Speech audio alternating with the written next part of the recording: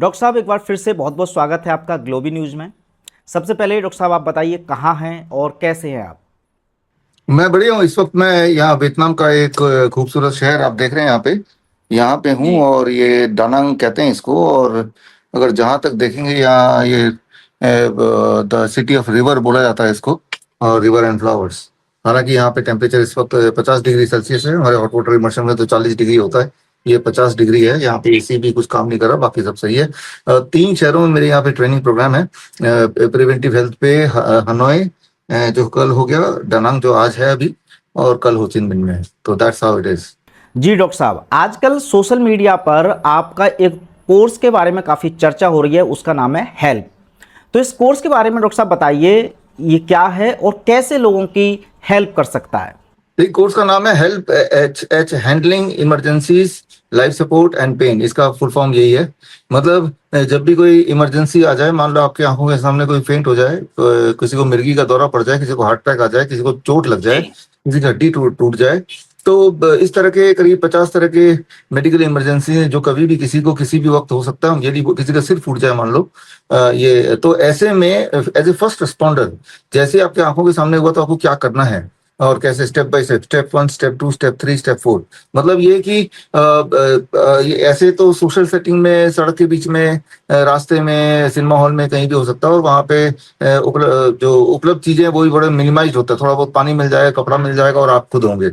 तो अपने हाथ से और कपड़े से, पानी से और जो अवेलेबल चीजें उनसे कैसे हम बड़ी से बड़ी दिखने वाली इमरजेंसी को इस प्रकार हैंडल करें कि ना केवल उसको थोड़ा स्टेबल करते हैं, थोड़ा कंफर्टेबल करते हैं, बल्कि कुछ ऐसा करते हैं कि वो पूरी तरह रिवाइव हो जाए। So that is about help. ये 1 महीने का ऑनलाइन कोर्स है, प्लस ऑनलाइन प्लस ऑफलाइन। मतलब 3 दिन का हैंड्स ऑन ट्रेनिंग मेरे डॉक्टर BRC मेडिकल एकेडमी में आके करना पड़ेगा, हैंड्स ऑन आके करना पड़ेगा। ये समाल का एक जगह है दिल्ली से करीब 1.5 घंटे दूर, और यहाँ पे मेरा डॉक्टर BRC मेडिकल एकेडमी है। यहाँ पे 3 दिन की हैंड्स ऑन ट्रेनिंग है। कई बार लोग बोलते हैं कि हैंड्स ऑन ट्रेनिंग में हम कैसे आएंगे। देखिए, ये तो प्रैक्टिकल है। होता क्या है कि आप देखेंगे जब भी कोई मेडिकल इमरजेंसी आती है, लोगों के हाथ पैर फूल जाते हैं, होश उड़ जाते हैं, और वो बिल्कुल खड़े खड़े रह जाते हैं, ज्यादा ज्यादा वीडियो बनाते हैं। वो पहले कुछ पल, जिसे गोल्डन आवर कहते हैं, अगर उस वक्त आपने अपनी फुर्ती दिखाई और करेक्टली किया, तो किसी की जान बचाई जा सकती है। अनफॉर्चुनेटली पूरे देश दुनिया में अगर आप देखेंगे, इस तरह का कोई इमरजेंसी पे इंटीग्रेटेड मेडिसिन यूज करते हुए, इंटीग्रेटेड मेडिसिन मतलब कुछ ऐसे इमरजेंसीज हैं जो आक्यूप्रेशर से ठीक हो सकते हैं, कुछ ऐसी इमरजेंसी है जहाँ पे आयुर्वेद के गुण काम आ सकते हैं, कुछ ऐसी मेडिकल इमरजेंसी जिसे जहाँ पे थेरेपेटिक पोजिशनिंग से ठीक हो सकती है या पोस्चरल मेडिसिन से ठीक हो सकती है, कुछ ऐसी इमरजेंसीज हैं जहाँ पे इन सबके कॉम्बिनेशन से ठीक हो सकता है। तो लेकिन इस तरह का आपस में कंबाइन करते हुए पूरे दुनिया का ये पहला इंटीग्रेटेड मेडिसिन इन इमरजेंसी पे ट्रेनिंग प्रोग्राम है। और मुझे लगता है कि जितने भी डॉक्टर्स हैं या क्लिनिशियंस हैं या फिर कोच हैं, हेल्थ कोच या डाइटिशियन, उनको ये कोर्स कर लेना चाहिए।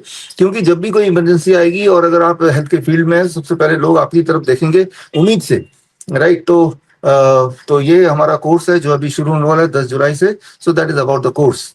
अच्छा डॉक्टर साहब, वैसे तो खैर कोर्स करने के बाद ही पता चलेगा इस कोर्स के अंदर क्या है, लेकिन जैसा कि आपने कहा कि ये कोर्स सभी डॉक्टरों को भी करना चाहिए, तो ऐसे में मैं इस वीडियो के माध्यम से क्या बता सकते हैं कि इस कोर्स में ऐसा क्या मतलब खास है जो बाकी के डॉक्टरों को अलग कहीं सीखने को नहीं मिल सकता? हाँ, देखिए, ये इसमें डाला ही हुआ है जो कि बाकी जगह कहीं भी सीखने को नहीं मिलेगा। मैं अपना ये उदाहरण बताता हूँ। पिछले हफ्ते मैं जापान गया था, जापान से लौट रहा था।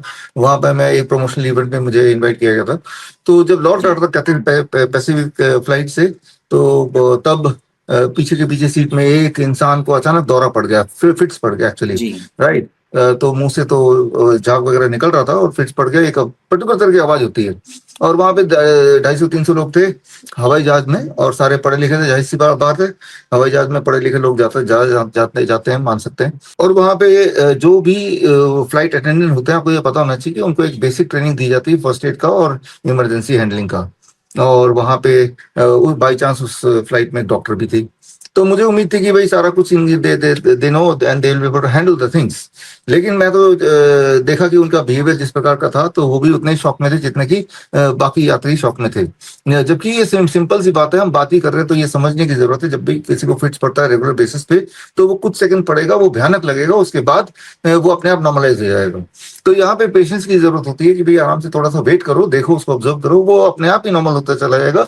ये एक रेगुलर, वो भयानक दिखते हुए वो एक नॉर्मल सी बात होती है, फिट्स एक रेगुलर पड़ता है। और कौन सा फिट्स खतरनाक हो सकता है, कौन सा फिट्स खतरनाक नहीं हो सकता, ये भी ऑब्जर्वेशन वाली बात है, हो जाता है। लेकिन वहां पे जिस तरह का पैनिक उन्होंने क्रिएट कर दिया, including the flight attendants and उसी फ्लाइट में जो पैसेंजर डॉक्टर थे, जबकि बात सिर्फ इतनी सी थी कि it needs only some time to make it normalize. तो कुछ करने की, कई बार क्या होता है मेडिकल इमरजेंसी में कुछ करना नहीं होता है। जैसे मान लो कोई फेंट हो जाए तो बस उसको लिटाए रखना है, वो अपने आप होश में आ जाएगा 2-3 मिनट में, कुछ करना नहीं होता। कुछ ना करना भी कई बार रिक्वायरमेंट होती है। हवा कर रहे हैं, पानी कर रहे हैं, वो बेकार की चीज है, उससे पैनिक और बढ़ा रहे हैं, है ना। तो मैं एक उदाहरण से ये बताना चाहता हूं कि जब भी कभी कोई मेडिकल इमरजेंसी आएगा, आप गौर से सोचिए, अगर आपके आसपास कभी ऐसा हुआ अनफॉर्चुनेटली, और कोई बाई चांस कोई मेडिकल डॉक्टर वगैरह कोई आसपास बाई चांस मिल ही गया, तो वो भी उतना ही कंफ्यूज दिखाई देता है जितना कि बाकी लोग। वो पेशेंट को हाथ लगाने से डरते हैं और वो ज्यादा ज्यादा बोलते हैं कि अपील करते हैं कि एम्बुलेंस बुलाओ, एम्बुलेंस बुलाओ। ये समझना पड़ेगा कि हमारे जब भी कोई मेडिकल इमरजेंसी होती है तो पहले कुछ मिनट ही इंपॉर्टेंट होते हैं। मान लो वो हार्ट अटैक आ गया तो पहले 15-20 मिनट में जो होना है हो जाएगा, जीना है जी जाएगा, मरना है मर जाएगा, और एम्बुलेंस लाओ और उसको ले जाओ। जबकि यहाँ इंपॉर्टेंट है, जैसे हार्ट अटैक का पहला अंदेशा आया तो उसके पोस्चर को हमें ठीक करना, उसका सेकेंड हार्ट यानी काफ मसल, उसका प्राइमरी हार्ट को जितना करीब ले आएंगे उतना उसके रिलीफ मिलने के चांसेस बढ़ जाएंगे। तो इस प्रकार जब भी कोई छोटी बड़ी मेडिकल इमरजेंसी होती है तो सबसे पहले उस मरीज को लिटाना है, पेट के बल लिटाना है, साइड पोस्चर में रखना है, उसको बैठ के रखना है, उसको आगे की तरफ झुकाना है, उसके सिर को किस एंगल पे रखना है। ये छोटी छोटी बातें हैं। कहाँ पे प्रेशर ज्यादा देना है, कहाँ पे प्रेशर कम देना है, ताकि उसका जो ब्लीडिंग है, अगर ब्लीडिंग है तो रुक जाए, अगर उसका ब्लीडिंग लिम्स पे है तो लिम्स को हार्ट के से थोड़ा ऊपर रखना है ताकि ब्लीडिंग अपने आप ही स्लो डाउन हो जाए। तो ये छोटी छोटी बातें हैं जिसको जब जरूरत पड़ती है तो मेडिकल डॉक्टर्स धुरंधर लोग भी, कई बार मैंने तो देखा है मेरे एक्सपीरियंस में कि उनकी सारी नॉलेज धरे की धरे रह जाती है, वो यही बोलते हुए रह जाते हैं कि भाई एम्बुलेंस बुलाओ। तो जाहिर सी बात है, ये ट्रेनिंग जो है, जो hands on training, hands on मतलब प्रैक्टिकल डेमोन्स्ट्रेशन और प्रैक्टिकल प्रैक्टिस, बार बार प्रैक्टिस करने की आवश्यकता है, ताकि ऐसे सिमुलेशन करने की जरूरत है, ताकि ऐसी मौका आ जाए तो उनके कैनेस्थेटिक एबिलिटी, मतलब उन्होंने अपने हाथ से किया हुआ है, जो चीज हम हाथ से कर लेते हैं तो उसमें ज्यादा विश्वास होता है, तो हम कर पाते हैं। सिर्फ थ्योरेटिकली समझ लेना, जैसे मैं भी बता भी रहा हूँ और आप सुनने की कोशिश कर रहे हैं, समझने की कोशिश कर रहे हैं, उससे एन मौके पे जब ये यही वाली परिस्थिति आएगी, आप इस नॉलेज को यूज नहीं कर पाएंगे। और जो मैंने बोला इंटीग्रेटेड मेडिसिन मतलब जितने सारे पद्धतियां हैं, चाहे आयुर्वेद की नॉलेज है, चाहे प्रेशर की नॉलेज है, चाहे थेरेपेटिक पोजिशनिंग की नॉलेज है जो कि फिजियोथेरेपिस्ट को दिया जाता है, चाहे वो मॉडर्न मेडिसिन की नॉलेज है, जैसे कार्डियक अरेस्ट में कार्डियक कंप्रेशन की बात होती है। तो ये सारी चीजों को अगर मिला के एक सीक्वेंस बनाते हैं, जिस सीक्वेंस में ये देना है, तो वो बेस्ट इफेक्टिव होगा हमारे हिसाब से। और हमारे हिसाब से इसलिए क्योंकि पिछले कई सालों से, खासतौर पे जब से कोरोना काल था, वो आपको याद होगा, तब से हमने एक, अभी तक भी है, इमरजेंसी हेल्पलाइन नंबर हमने जारी किया पब्लिक के लिए, और जिसमें दिन रात 24 घंटे वो खुला रहता है, और 2020 से खुला है आज भी। और उसमें मेडिकल इमरजेंसीज के अक्सर कॉल आते रहते हैं, और तब हमारे ट्रेंड एक्सपर्ट्स डॉक्टर्स इन्हीं पद्धतियों से जो ट्रेंड है वो उनको गाइड करते हैं वीडियो कॉल पे, और वो वहां पे जो विक्टिम के आसपास के लोग हैं उसको फॉलो करते हैं। फॉर एग्जाम्पल, मान लो छत से कोई गिर गया नीचे, अब क्या करना है ना। तो इस तरह के कई मेडिकल इमरजेंसी आधी रात को हो जाती है। तो तब तो हमने पिछले 4-5 साल के जो एक्सपीरियंस है उनको कलेक्ट करके एक मेडिकल इमरजेंसी का प्रोग्राम बनाया, जिसमें करीब 52 medical emergencies and pain management methods हैं, जहां पे आप भरपूर एक विक्टिम को मदद कर सकते हैं। और कई बार वो विक्टिम आप खुद भी हो सकते हैं, इसको तो मान के चलना पड़ेगा। अगर आप सोचते हैं, कोई भी सोचता है कि भाई मुझे कुछ नहीं होगा, तो वो एक गलतफहमी में है। कौन चाहता है कि उसे कुछ हो जाए, लेकिन अनसर्टेनिटी की दुनिया है, कहाँ चोट लग जाए, कहाँ कोई गिर जाए। आपने देखा भी है कि खड़े खड़े लोगों को हार्ट अटैक आ रहा है, कार्डियक अरेस्ट हो रहा है, जो कि कोविड के 2 खुराक लगाने के बाद हो ही रहा है, तो और जिन्होंने लगाया है तो उनके साथ तो अनसर्टेनिटी बनी हुई है। ऐसे में सभी को ये नॉलेज लेना चाहिए कि आपका ये छोटा सा नॉलेज किसी की जान बचा सकता है, ये बात मान के चलिए। तो मैं ये मानता हूँ कि चाहे वो कितना ही बड़ा डॉक्टर हो, वो मैं ये तो तय है कि अगर कोई डॉक्टर है तो वो या तो आयुर्वेद का डॉक्टर है या एलोपैथ का डॉक्टर है। तो उसको अपने सब्जेक्ट के बारे में तो सिखाया गया है, लेकिन होलिस्टिकली नहीं सिखाया गया है, इंटीग्रेटेड मेडिसिन की बात नहीं सिखाई गई। तो ये दुनिया की पहली medical emergency with integrated medicine training program है, वो भी हैंड्स ऑन, प्रैक्टिकल और एविडेंस बेस्ड। तो इस तरह से ये हर एक के लिए जरूरी है। अच्छा डॉक्टर साहब, इस कोर्स को क्या जो मेडिकल फील्ड से नहीं है, जिसको नॉलेज ही नहीं है मेडिकल की, क्या वो भी कर सकता है ये कोर्स? हाँ, आप बिल्कुल बिल्कुल हो सकता है। अब देखिए, जो जो आपने देखा होगा मेरे जितने भी ट्रेनिंग प्रोग्राम्स है, चाहे सीआईएम का कोर्स है, सर्टिफिकेट इंटीग्रेटेड मेडिसिन, या नीम थेरेपी कोर्स है, या ऑटिज्म का कोर्स है, या अभी स्टेथोस्कोप के ऊपर जो कोर्स हुआ था, ये मान के चलते हैं कि जो कॉम्प्लेक्स मेडिकल एक्सप्लेनेशन उनको सिंपल भाषा में आसान तरीके से कैसे हम इंसान को समझाए। At the end of the day important क्या है? इंपॉर्टेंट ये नहीं कि हमें बड़े बड़े टर्म मेमोराइज करने, इंपॉर्टेंट ये कि क्या हम एक समय जब किसी को आपकी जरूरत है हम काम आए, क्या हम किसी को कंफर्ट दिलाने में कुछ कर पाए। मेन तो ये है ना।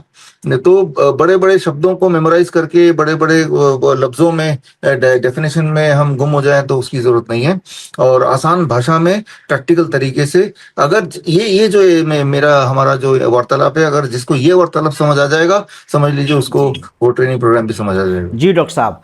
अच्छा डॉक्टर साहब, आपके जो पुराने स्टूडेंट्स हैं, क्या उनके लिए कोई इस कोर्स में फीस में छूट या कुछ ऑफर उनके लिए है? हाँ, जैसा कि आपने देखा है कि हम पास्ट भी जिन्होंने जो हमारे स्टूडेंट्स हैं उनके लिए हमारा खास ऑफर हमेशा होता है, इस बार भी खास ऑफर है। और ये लेकिन ये ऑफर 30 जून तक है, पहले बैच के लिए है। पहला बैच 10 जुलाई से शुरू हो रहा है, तो 30 जून से पहले रजिस्टर करना, चाहे पहले बैच के लिए रजिस्टर करें या आने वाले दिनों के लिए रजिस्टर करें। 30 जून से पहले रजिस्टर करेंगे तो आपको जो हमारे स्टूडेंट है उनको लगभग 5,000 रुपये का लाभ मिल जाएगा, और जो हमारे क्लिनिशियन है उनको लगभग 9,000 रुपये का लाभ मिल जाएगा, डिस्काउंट मिल जाएगा। कोर्स का फीस तो 30,000 है और उसमें डिस्काउंट डेफिनेटली मिलेगा। और सभी के लिए जो मेरे स्टूडेंट नहीं भी हैं, अगर वो 30 जून से पहले अपने आप को रजिस्टर करें, चाहे वो पहले वाले बैच के लिए करें या आगे सब्सिक्वेंट जब उनको टाइम मिलेगा तब के लिए करें, तो उनको एक खास आयुष मंत्रालय का योगा सर्टिफिकेशन भी का ट्रेनिंग प्रोग्राम भी कॉम्प्लीमेंट्री मिलेगा, उसकी फीस नहीं देनी है। और वो 36 आवर का ऑनलाइन ट्रेनिंग अलग से है, इससे अलग। और वो ट्रेनिंग करने के बाद उनको आयुष मंत्रालय के द्वारा जारी किया जाएगा एक सर्टिफिकेट, योगा सर्टिफिकेशन। तो ये उपलब्धि, ये बेनिफिट है अगर आप पहले बैच में या फिर 30 जून से पहले, 30 जून से पहले अपना रजिस्ट्रेशन कर लेते हैं। तो नॉन स्टूडेंट के लिए भी है, स्टूडेंट के लिए भी है, क्लिनिशियन के लिए भी है। ये सारे बेनिफिट्स 30 जून तक ही ये वैलिड है। बड़ी से बड़ी बीमारी का आसान से आसान इलाज घर बैठे ही हो सकता है। अधिक जानकारी के लिए कांटेक्ट करें nearest doctor BRC clinic @home।